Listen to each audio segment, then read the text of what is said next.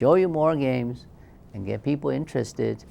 And if people are interested in these games and make them into real commercial games, I'm not opposing to that at all. I'd be happy to assist whoever interested in doing that. Now, let me explain to you, since the hour is running out very fast, we need to really understand what is the high technology end of the game. So far, you know, when we play Scramble, we use a magnetic board, so the cards are put on the board, and then we give people the electronic buzzers. So these so-called technical devices or environment, it's not so sophisticated. It's sort of like, you know Jeopardy. That's people push the buttons and answer questions. Or a Wheel of Fortune, you have buzzers and you have these wheels. These are fairly ordinary sort of technology in a sense. But how are we making the Scramble Games into a high-tech technology game, yet maintain that exciting element of stimulating your brain and your health? Okay? Now, that's where it's very interesting. We are doing this game in a studio, and we broadcast, and people watch. That's one way of sort of providing an entertainment game. And Wheel of Fortune and so on, it's that way. But in this description, and if we want to do it with sponsors, or simply, try to demonstrate this, it can be done today. All we need is these tiles or cards are really generated by graphics, by computer graphics, which is so easy today. In other words, instead of using a physical card put on a magnetic board, we could have a big screen, television screen, showing up these letters. And the players, let's say in the studio, can play just as we used to play. You look at the TV screen, look at the letter, and then form words in your head and push the buzzer. And when you have a good word, you want to claim it. Isn't that straightforward? Right, it is straightforward. And the TV screen and the buzzer can be controlled by a same computer, for example. That way, the whole process can be fairly automated. Automated in the sense that when you push the buzzer and the card process is halted, waiting for you to make a word, and if you either speak it or in computer sense, you could actually have a keyboard, key in your words, and that automatically transmitted to the server computer and then displayed, okay, you make a word. For example, let's say we have letters come up and there's a 4 letters, R, D, A, C. Now somebody push a button and say, that's card, C-A-R-D. I can spell that way. Then he claims that's his word. Now let's continue deal letters come up on the screen. Let's say letter F, E, some letter comes up. Another player pushes the buzzer, says, I am going to take that E mixed or scrambled with card to make cared, C-A-R-E-D. That obviously is a different word, a longer word, okay? And that's the process, and that can be done fairly automated through computer interface to a screen. Now, if this process is captured by camera and broadcast, then this whole game is viewable by television viewer at home. Same way as the players viewing this in the studio. That's step one. But now if you say, hey, we want to introduce high tech, which is this patent claims to do, to allow the TV viewers at home to play with the players in the studio. Same time as the patent claims. This type of game allow all the people to play all at the same time. How? Simple. Again, with the technology introduced, the way we program and control, the TV viewer at home with a remote control or with a computer interface to the television can buzz it, just like you buzz in the studio, send a signal to the studio, which means the server computer in the studio, that I have a word to make. Huh? Well, how? Because let's say the letter people made card and cared, and another letter comes up, let's say S, and the person at home watching push the buzzer, send the signal, and that signal captured or received by the studio would halt the game, dealing cards or flipping cards open, and giving a opportunity to the home viewer to enter his words. And he could, through his keyboard controller or remote control or computer interface, to key in letters. Of course, with the lower technology, you could even use phone interaction by speaking to it, like a cell phone or any phone. Speak to it, and the studio and the host can hear it. And maybe then that voice input can be used by the computer and then display the words the television viewer makes.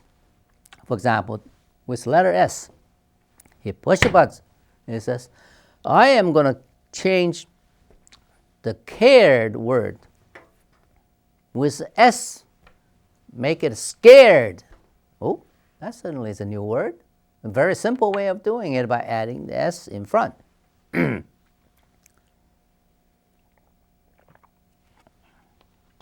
So, that pretty much explains how you could introduce a interactive television game that is very, very stimulating and exciting. And this process, this method, and the system allows people all over the world to play. Imagine that. You have an English word game, and that is played by people from United States and Europe, Australia and Asia, all over. Why? Because we are in an electronic world, and the network interaction, the fast speed interaction is already here. So that's why this particular patent, although it took a long time for me to get it, I am very happy that I have it now. Okay, let me tell you the patent number in case you are interested. The patent number is US 8 5, 6, 7, 7, 8, 7. Okay? And it's issued October 29, 2013. Now, let me show, maybe, hopefully this can be viewed. This page is talked about. That page is a introductory graph. Okay, this page probably we can show a little bit. Some people played with Scramble before would know, familiar with the tile or cards. Basically, we have alphabets, and the alphabet usually carries some other symbols. One is a value point, which is a number. For example, the A is 1 point, O is also 1 point. These are value points assigned to the letter, and why is Z is 13? Because we actually use a very scientific notion to give the value points to letters, because the letters are used to form words, and the words, so-called vocabulary, is finite.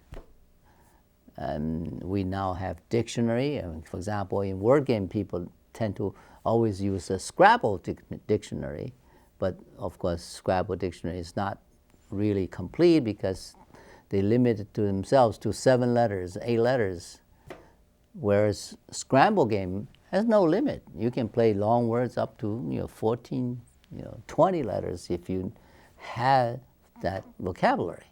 So this is why in this design, you need to consider the value point based on the probability of a particular letter, okay, that can be used to form words. You probably obviously have noticed, if you look at a dictionary, the Z section of the letters that starts with Z is very few pages, very little. Whereas letters with, say, C or A or other letters, it's a lot more. And that's just counting that starting the word with Z, right? You say Z can be used in the middle, but still, even considering all possibility of the Z in a word, in all the vocabulary you have, is still ranked as the last.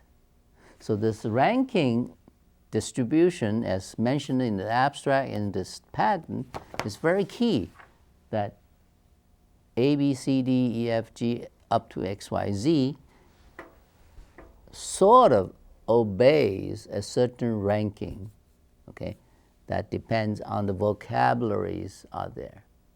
Now, this vocabulary ranking and the distribution actually sometimes in this patent evaluation process, actually sometimes I would say the examiner may not have understood is people often use the so-called frequency of occurrence to determine, these so-called value points for letters.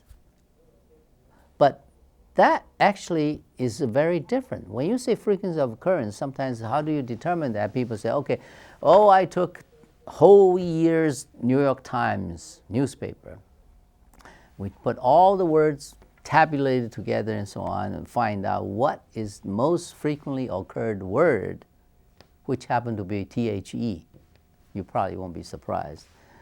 And then you may say, therefore, the T, H, and E, the 3 letters, are also fairly frequent occurring, all right?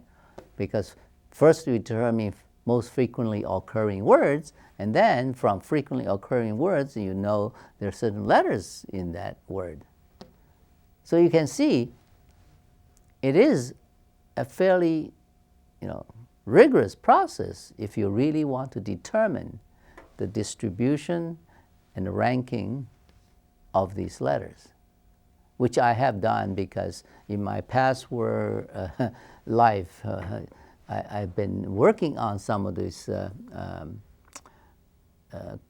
computer sort of based type of problems, and these things have been considered. Okay, so my design in this particular game, to the best capability I have to determine, for example, E, A, O are giving value 0.1, okay, and let's say U is 4, B is 7, and so on, Z is 13. These are not random. They're based on analysis, okay? Now, this is one important aspect of this Scramble game. The second important aspect is assigning these mathematical functions. Again, we're giving only simple example. The mathematical function can be many. Therefore, in principle, this pattern covers fairly broad range of incidences that mathematical functions, different mathematical functions, can be used in the scrambling process. As you know, a math operation stimulates your brain. Okay? The simple example could be just arithmetic function, plus, minus, multiply, divide type of things.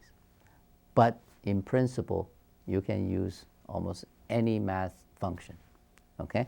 Now, when these things are added to the tiles, the cards, and so on, and you play this game, like say in the environment I described before, in a very highly technically supported, interactive, say, computer, television environment,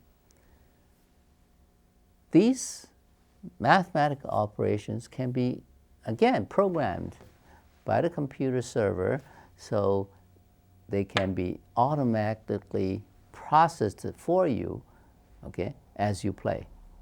Now, we gave you that example that these three people, first guy made a card, second guy made cared, third guy made scared. Let's just see what are the possibilities these differences make in their word points. In a simple example that we give, and you are familiar with our Scramble game on the TV show, the letter C is assigned 4 points. A is 1 point. R is 2 points. And D, I think, is 3 points. Okay? I don't have that on this chart. So, card, C-A-R-D, will be 4, 1, that's 5, and R is 2, that's 7, D is 3, is 10. So it's 10 points. And if there's no bonus or no math operation on these 4 cards, that's it, 10 points. But as I said, you could have math operators add to something. In this particular instance, this example, we are applying to the vowels. Again, there's a reason for doing that, because you always have to have vowels to make words. And vowels are very important depending on where the vowel is associated with, because the consonant and vowel pair, either in the front and the back, has certain, again, occurrences that a knowledgeable person with lots of vocabulary would know. For example, what letters follow A, okay, and how frequent they occur. Some people would have that more or less in their head, okay. It's just, it's again based on the fact that the dictionary is finite, vocabulary is finite. So A followed by, say, Z or Q is less compared A followed by B or C or D. But A followed by A is very, very rare, okay? So because of this situation, the mathematic function can make a lot of interesting, differences here. So let's say we give this A mathematical operation, call it 2 times. 2 times what? 2 times of letter, left side of the letter. So when you make a CARD, that C is 4 points. A 2 times. 2 times 4 is 8. So you now get 8 points bonus on top of the 10. So card is 18 points, right? So when the first person made the card, to get 18 points. But then the second person added E, make the card into cared. E is 1 point. So immediately the cared is 11 points instead of 10. And the A has bonus A, so it's total 19 points minimum, right? But what happened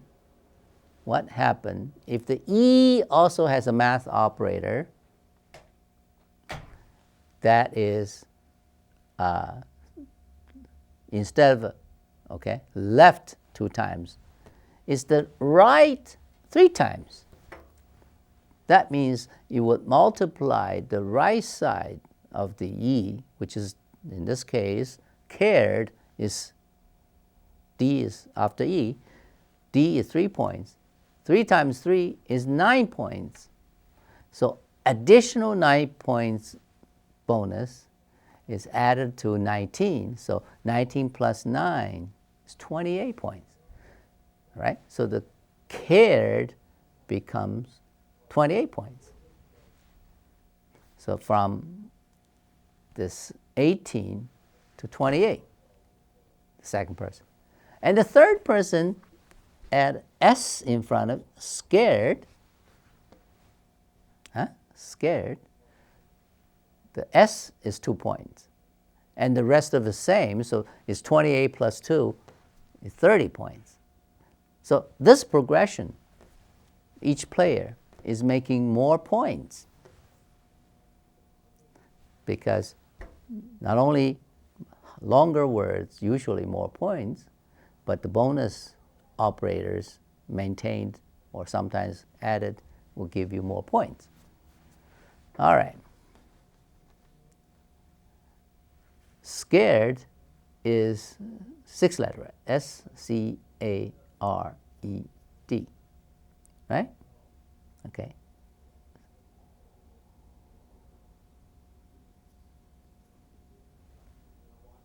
Okay. Now, let's say somebody along playing, before the third person made a scared, he actually said, I saw S, but I want to make this word sacred. S-A-C-R-E-D. Okay? Now you can see the points.